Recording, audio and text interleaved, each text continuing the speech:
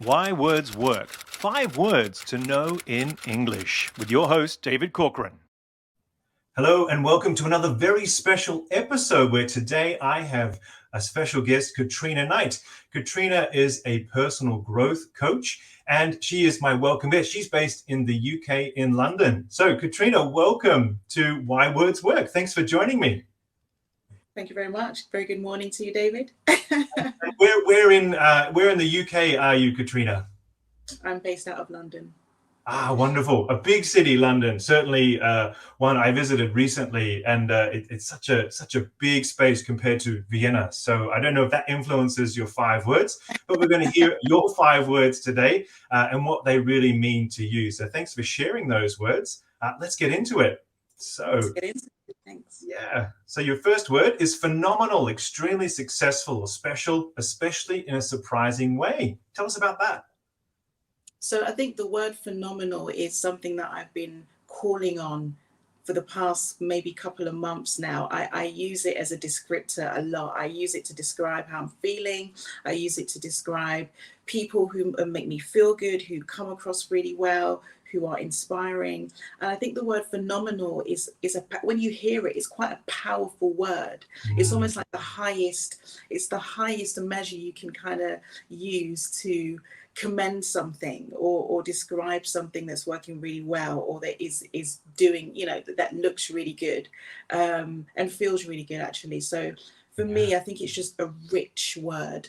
And it's like a classy word as well. So it's something that I've been using lately. And I think there's a psychological thing as well about using that word. It's very, very powerful. It means a lot to me right now. Wonderful. I often talk about these power words. So we go, oh, he's really good. He's phenomenal. Yeah. Wow. Yeah, Phenomenal. exactly. Isn't that cool? Exactly. Yeah, that's amazing. Great. Number 2, compatibility. The fact of being able to exist, live, or work successfully with something or someone else. Compatibility. Compatibility. So this is another word that's very close to my heart right now. And I think I'm in life in general, I'm learning that compatibility is a really, really important measure, really, really important criteria that often gets deprioritized. And I feel like even in business, we should be, when we're, deciding on who to work with, who to partner with, I think compatibility should be right up there, as opposed to trying to force something to work. Being able to ask yourself, is this compatible with me? Is this kind of compatible with my values? Is it compatible with where I am right now, where I want to be, the things I want to achieve? It's so important.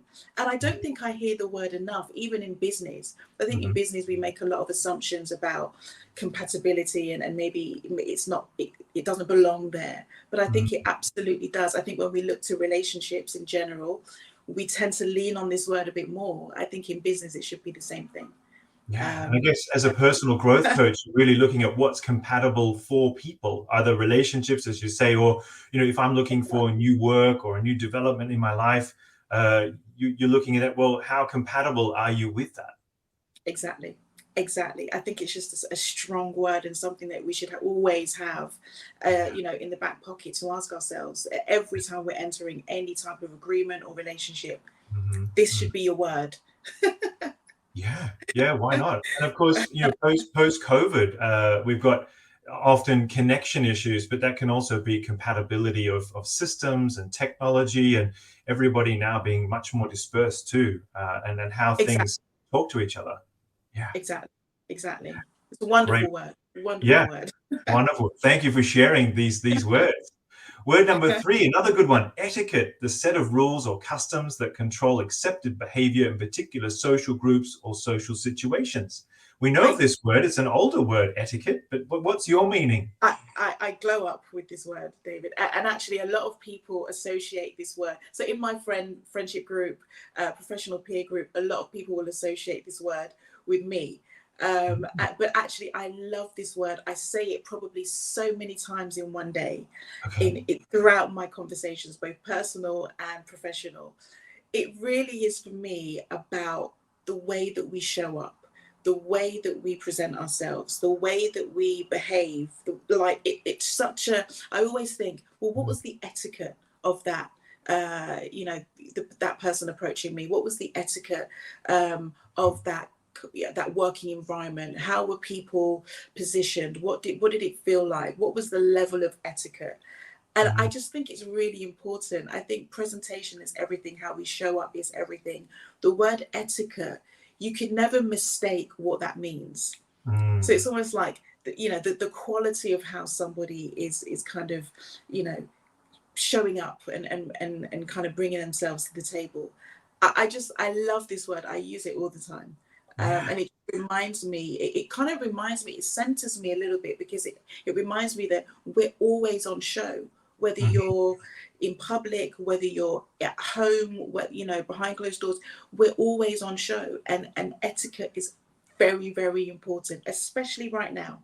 Yeah, yeah, and we're Yeah. really at a, maybe in society at this, not well, a bit of a crossroads in the sense that there are differing standards, and so what I'm hearing from you, it's really that personal standard that you hold yourself accountable to. Yeah. My Yeah. personal etiquette is to wear a collared business shirt in every. Well, I do it every day basically Yeah. because most days I'm working with people or I want to set that personal standard. And so when I leave the Yeah. house, I feel empowered that I'm wearing, appropriate clothing and that it's helping me to walk in the world in a particular way. So I love it that you Exactly. tie to etiquette. That's your personal etiquette. That's how you Mm, show up. That's what you want to exude. I think it's really important. Really, really important. yeah. And I guess this is something you really work with your clients. Yeah. Uh, do you Yeah. find, or have you found, where the biggest changes in personal etiquette maybe come from? Is it in the behavior or the dress standard or the way they use language? Their 5 words, for instance. Yeah, I mean, I think etiquette, when I'm collaborating with people, I feel like etiquette is something that I'm always looking for. I Hmm. feel like maybe it's influenced maybe by personal values. I think Mm, that's, so you kind of get to know what somebody stands for within seconds, really, depending on the etiquette that they're choosing, through their dress, through their language, through, just the way that they're handling the conversation. I just, yeah. I feel like I could talk about this for a long time, but I'm trying to keep it No, um sure. But that's here. great. I mean, if you want to improve your personal etiquette, then you are the person to help in Yeah, that way. And it's a really great reframe that it's not just we often say our P's and Q's, historically, or having dinner etiquette, which knife and fork to use. Yeah, that's one form exactly. of etiquette, but you're really going deeper here with people to really life design something that can really influence every aspect of what people are doing. I think that's Exactly. tremendous. Exactly. It's a Yeah. rich word, another rich word. Yeah. I'd even go as far as say that's phenomenal, Catrina, in the sense that, well, Exactly. but really helping people to be phenomenal, you've probably got to explore your personal etiquette, those values, and really understand, what it is you bring to the table in any situation. Exactly. Yeah. Brilliant. Well Brilliant. said, David. Well Yeah. said. Well, your words paraphrased. Thank you. Now, trust, to hope and expect that something is true. Trust. Yeah. Yeah. I think for me, trust right now is something that I'm coming home to, if I Mm, may say that. I feel like trust and faith, they're kind of interchangeable, but trust is something that I feel like when I say it, when I think about it, it reminds me that there's something bigger at work. mhm, Something bigger at play, and I feel like I'm using it more in my day to day now.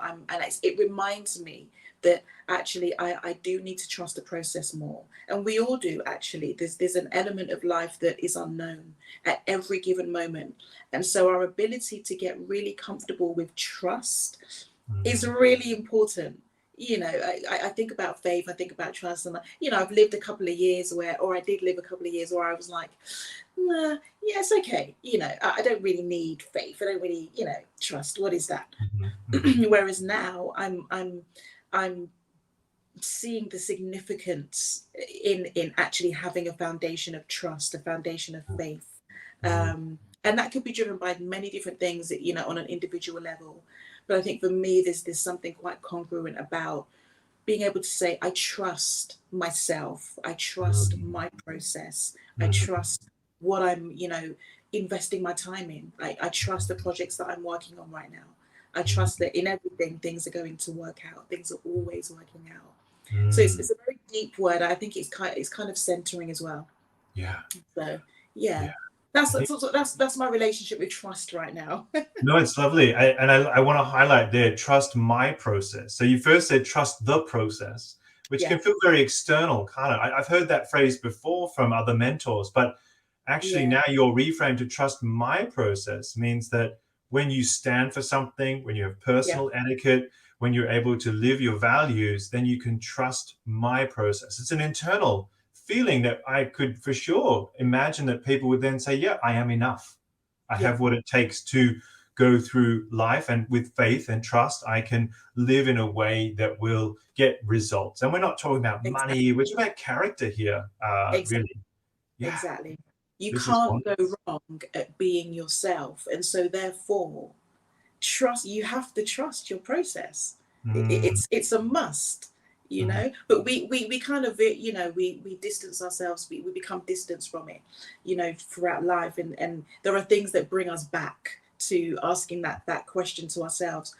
Do I trust myself? Do I trust my process? mm, So mm, yeah, it's a deep word. It's a good word to kind of keep mm. close. Yeah, uh, absolutely. yeah. Yeah.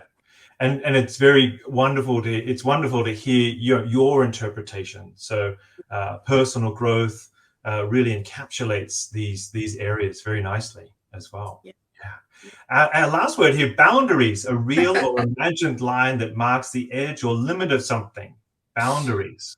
Boundaries, honestly, I love that this has got a red against it as well, because it's just so important. I feel like recently this is becoming something really, really important, even more so important.